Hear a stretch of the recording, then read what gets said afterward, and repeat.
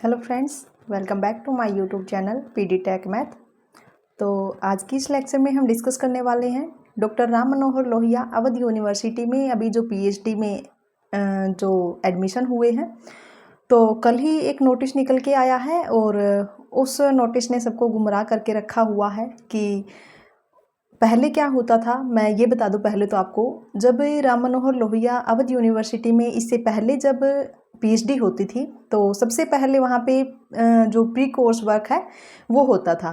Then उसके बाद course work होने के बाद हमें अलॉटमेंट जो मिलती थी प्रोफेसर्स की, तो हमें जो चूज़ करने होते थे वो हमें कोर्स वर्क के बाद मिलती थी, है ना। पर अब की बार क्या किया है, कोर्स वर्क से पहले हमसे मांग लिया है कि प्रोफेसर्स हमें चूज़ करने हैं। 3 प्रोफेसर्स के नाम हमें देने हैं अपने गाइड के लिए, जो कि हमारे गाइड बनेंगे।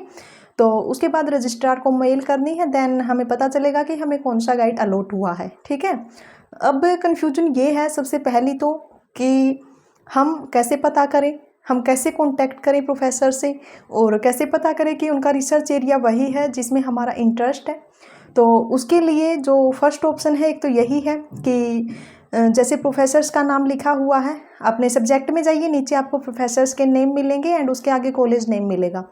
तो जो कॉलेज नेम है आप उस कॉलेज को निकालिए गूगल से। ठीक है। जब आप उस कॉलेज पे विजिट करते हैं तो वहाँ पे फैकल्टी का जो एक ऑप्शन होता है, ठीक है, फैकल्टी का जो ऑप्शन होता है वहाँ पे जाइए आप एंड अपने डिपार्टमेंट को चूज़ कीजिए। ठीक है, फैकल्टी में जाके देन जैसे ही आप अपने डिपार्टमेंट में आएंगे, जैसे कि मेरा डिपार्टमेंट मैथमेटिक्स है, मैं जैसे ही मैथमेटिक्स डिपार्टमेंट में जाऊंगी तो वहाँ पे फिर देखिए जो नाम दिया हुआ है आपको, जो भी प्रोफेसर्स का नाम दिया हुआ है, असिस्टेंट प्रोफेसर है, एसोसिएट प्रोफेसर है या फिर प्रोफेसर है, आप देखिए एक बार उनका नाम आपको वहाँ पे मिलता है। उसके बाद क्या होगा कि वहाँ पे उन टीचर्स का या तो आपको रेज्यूमे मिलेगा या फिर आपको सीवी मिल जाता है। ठीक है। जैसे ही आप रेज्यूमे या फिर सीवी को ओपन करते हो या फिर उस प्रोफेसर्स की जो डिटेल्स है उस पर विजिट करते हो, देन आपको वहाँ पे पता चल जाएगा कि जो ये टीचर हैं इनकी स्पेशलाइजेशन क्या है, कि जो ये सर हैं ये रिसर्च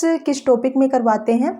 देन आप देखिए एक बार और ये पता कीजिए कि अभी फ़िलहाल ही में जो वो रिसर्च करवा रहे हैं वो किन किन टॉपिक्स पे रिसर्च करवाते हैं। और ठीक है, एक ऑप्शन तो ये था एंड सेकंड ऑप्शन आपके लिए ये है, गूगल स्कॉलर पे विजिट कीजिए। ठीक है, गूगल स्कॉलर पे अकाउंट बना होता है, मेरे अकॉर्डिंग मैक्सिमम का ही बना होता है, जो प्रोफेसर्स होते हैं गूगल स्कॉलर पे अकाउंट होता है और वहाँ पे उनका हमें जो रिसर्च वो करते हैं, कोई बुक पब्लिश होती है या फिर कोई पेपर पब्लिश होता है, वो सब हमें वहाँ पे मिल जाएगा गूगल स्कॉलर पर। जब आप विजिट करोगे जो भी प्रोफेसर्स हैं उनका नाम लिखिए एंड गूगल स्कॉलर पर विजिट कीजिए, वहाँ पर आपको पता चल जाएगा कि किस ईयर में इन्होंने कौन से पेपर पे वर्क किया है, कौन से टॉपिक पे इन्होंने वर्क किया है, वो सब आप विजिट कर सकते हैं। एक ये है आपके पास। ठीक है, 2 ऑप्शन हो गए। फिर उसके बाद ऑप्शन थर्ड आपके पास ये है। देखिए जो थर्ड ऑप्शन है ये तो आपको करना ही है, ये कंपलसरी है क्योंकि उन्होंने बोल रखा है कि कांटेक्ट करना है ना। अब इसमें कन्फ्यूजन है कि हम कांटेक्ट कैसे करें। ठीक है, अगर कोई बिल्कुल पास में है, जो अवध यूनिवर्सिटी है, अगर कोई पास से है तो आप वहाँ पे विजिट कर सकते हैं, बट यहाँ पे मेरे को लगता है मैक्सिमम दूर से ही है ना, तो उनके लिए जाना पॉसिबल नहीं है कि वो अब जाएंगे फिर वो डॉक्यूमेंट सबमिट करने जाएंगे, ऐसे तो बहुत चक्कर लग जाएंगे, है ना। तो उनके लिए ऑप्शन क्या है कि आप एक अच्छी फॉर्मल सी मेल लिखिए।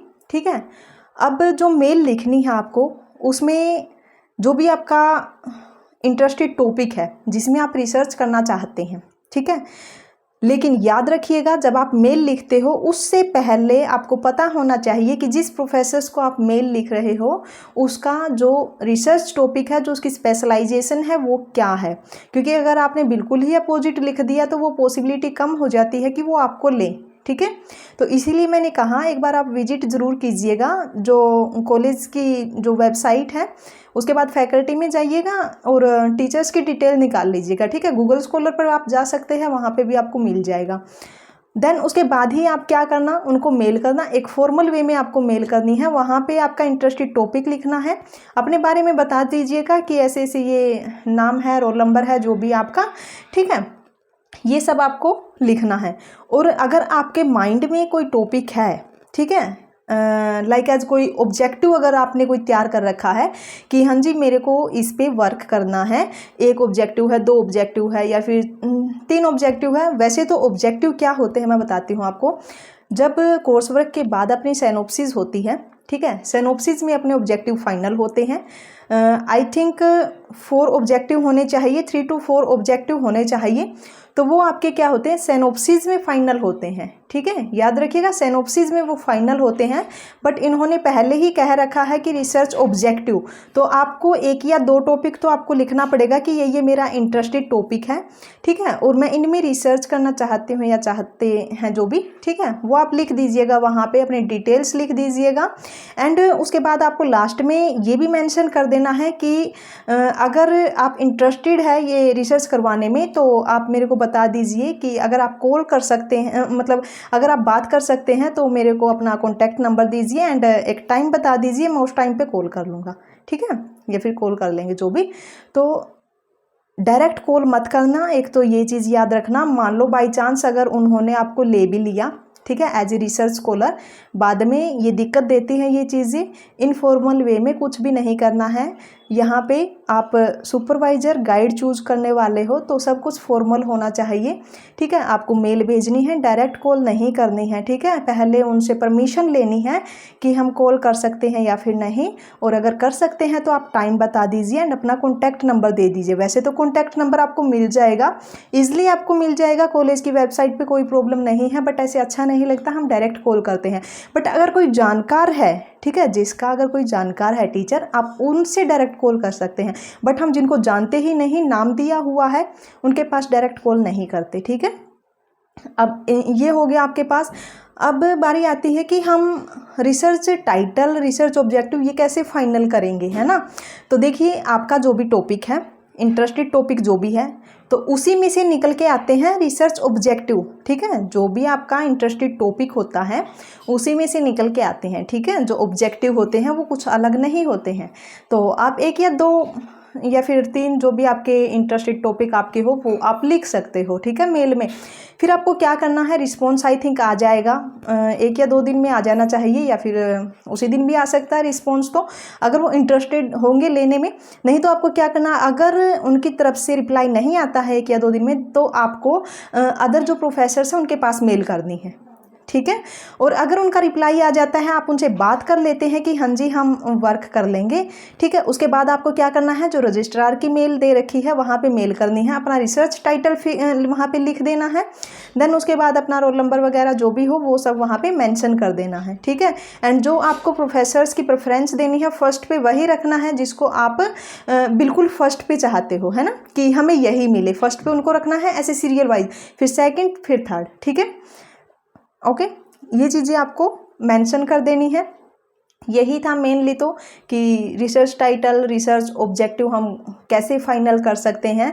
मैं वैसे तो आपको बता दूं कि सिनॉप्सिस में होते हैं वैसे तो ऑब्जेक्टिव फाइनल, अभी नहीं होंगे ऑब्जेक्टिव, और हमें पता भी नहीं चलेगा, अभी तो बिल्कुल स्टार्टिंग स्टेज पे हम हैं, ठीक है। अभी इतनी जानकारी नहीं होती है, वो सबको पता, उनको भी पता है कि अभी इतना आइडिया नहीं है। वैसे जो अभी हम एक टॉपिक बोलेंगे, बट ये ज़रूरी नहीं है कि टाइटल यही रहने वाला है, ठीक है, क्योंकि हम जो भी यहाँ पे इंटरेस्टेड टॉपिक बोलेंगे उसके हम डीप में जाएंगे। देन उसके बाद एक टाइटल तैयार होगा, ठीक है, टाइटल तैयार होगा। और आप मान के चलिए जैसे जैसे हम कोर्स वर्क करते हैं उस टाइम पे हम एक लिटरेचर सर्वे लेते हैं, जो भी अपना टॉपिक होता है इंटरेस्टेड टॉपिक, हम उस टाइम पे लिटरेचर सर्वे लेते हैं। देन हमें पता चल जाता है कि हम इसमें न्यू वर्क कर सकते हैं या फिर नहीं, क्योंकि फ़िलहाल ही में जो भी रिसर्च चले हुए हैं उन टॉपिक्स पर हम अच्छे से उनका सर्वे करते हैं। देन हम डिसाइड करते हैं कि हाँ जी हम इस पर वर्क करेंगे और ये वर्क करेंगे, ठीक है। तो उसके बाद ही हम ऑब्जेक्टिव फाइनल करते हैं, टाइटल फाइनल करते हैं, ठीक है। अभी आपके लिए सिर्फ इतना है, आप ये कीजिए कि आपको ये जो कॉलेज है, ठीक है, कॉलेज देखिए, उसके बाद फैकल्टी ढूंढिए, उनमें नाम ढूंढिए जोन जोन से प्रोफेसर्स हैं, उसके बाद एरिया देखिए कि कौन सा एरिया है। बट हाँ, अब ये भी प्रॉब्लम है एक कि आपका जो इंटरेस्टेड टॉपिक है वो कोई और है और जो स्पेशलाइजेशन है प्रोफेसर्स की वो और है ना। तो इसीलिए ज़रूरी है उनसे कॉन्टैक्ट करना। कई बार क्या होता है ना कि जो स्पेशलाइजेशन है वो डली होती, बट वो उनसे एक्स्ट्रा भी वो रिसर्च करवा रहे होते हैं, ठीक है। कई बार वहाँ पे मेंशन नहीं होता बट वो करवाते हैं, ठीक है, रिसर्च।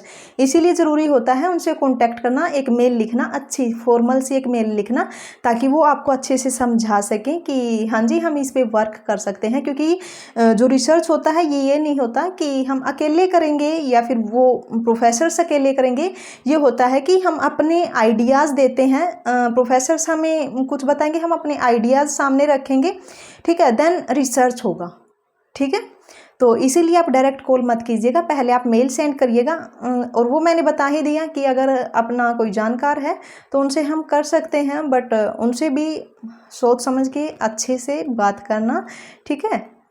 ओके, अगर कोई और क्वेरीज हो देन आप कमेंट कर दीजिएगा, हम अलग से फिर एक वीडियो बना लेंगे। Okay, thank you so much.